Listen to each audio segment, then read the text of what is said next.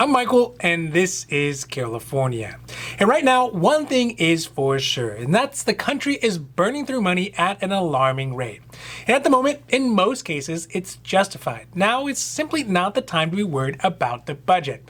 But there will come a time when we will all have to pay it back. Although, depending on who wins, Trump or Biden, some may have to pay more than others. So looking at the next 4 years, both President Trump and Biden have substantially different plans for how taxes in the US would be administered.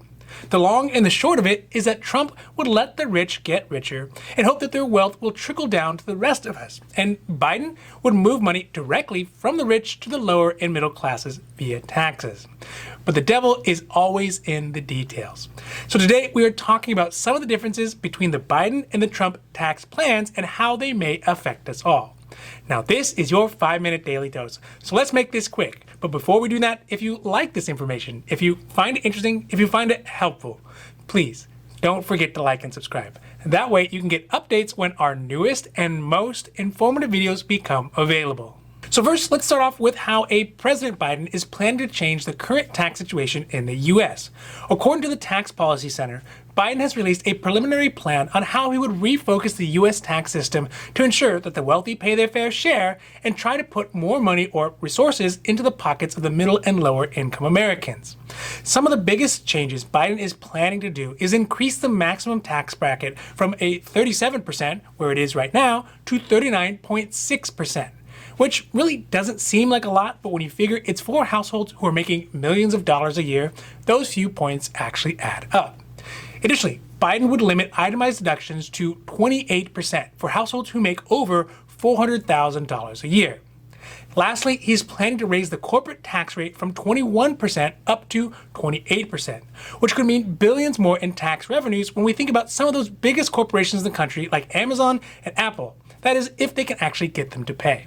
So that is how Biden would get the money. Let's talk about how he would spend the money. With the increased tax revenues, it looks like President Biden would use the additional money to help families in the middle class or in the lower class by putting more cash in their pockets or providing more resources. For example, in the Biden plan, it would like to increase the tax credits families get for having children. This would mean that in his plan, he would double the amount for the current child tax credit from $2,000 up to $4,000. Also, he would increase the first-time home buyer's credit up to $15,000. In addition to cash, it is likely that a Biden presidency would use the increased tax revenues to pay for public benefits, like creating a public option health plan to boost the ACA. These things undoubtedly will have a hefty price tag, but would be an indirect way to help low and middle income families, let alone the possibility of an even more massive stimulus package that could pass if the presidency and Congress are all under the control of the Democratic Party. On the other side of the aisle, undoubtedly, President Trump has a plan to put more money into the hands of wealthier families. The president has been slippery on the specifics of his tax plan, but he does have the last 4 years of his tax policy record that could lend us a good idea of what he could do for the next 4 years. Undoubtedly, his plan is pretty much the opposite of a Biden plan. One thing that would be likely is that the president would extend the temporary suspension of payroll tax for workers who make less than $104,000 a year, which sounds like it'll benefit lower and middle income earners, and it will, but it will also help corporations who normally split the payroll tax with those workers who will also not have to pay. Additionally, Trump has said that he is, quote, looking very serious at a capital gains cut, end quote, in the next term. An analysis done by UCA Law found that under Trump's tax policies, households who made $1 million a year or more had a gain of between 3 and 5% of after-tax income, while households who made $50,000 or less a year saw a 0.5% increase of after-tax income. So whatever he does plan to do, it will likely mean more money for millionaires and less money for those thousandaires out there like us. So needless to say, the old cliche that Democrats want to tax and spend and Republicans want to help the rich get richer seems to hold true now more than ever.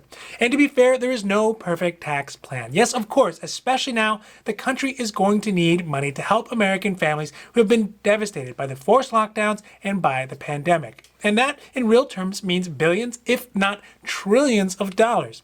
But also, taxes can't be so onerous that it stifles business from growing and inventing and creating more jobs. But if taxes get so high that they are seen as unfair, then the wealthy have the means to figure out how to hide their money and making the situation even worse. My hope is that whichever person wins, they make their tax policy with all of Americans in mind, people of all income levels, to try to figure out what is that elusive happy medium that provides enough money to help out our fellow Americans, but not so much that it stops people from innovating to make this country better. Now, this has been your 5-minute daily dose, and I hope that you found it interesting or helpful or at least useful. And if you did, please don't forget to like and subscribe. That way you can get updates when our newest and most informative videos become available. Also, we here at Carelifornia, we know health insurance. So if you have any questions about your health insurance, leave those down below and we'll be happy to make a new video or a new post as soon as we can. Now, other than that, I'm Michael and this is Carelifornia, wishing you a happy, healthy day.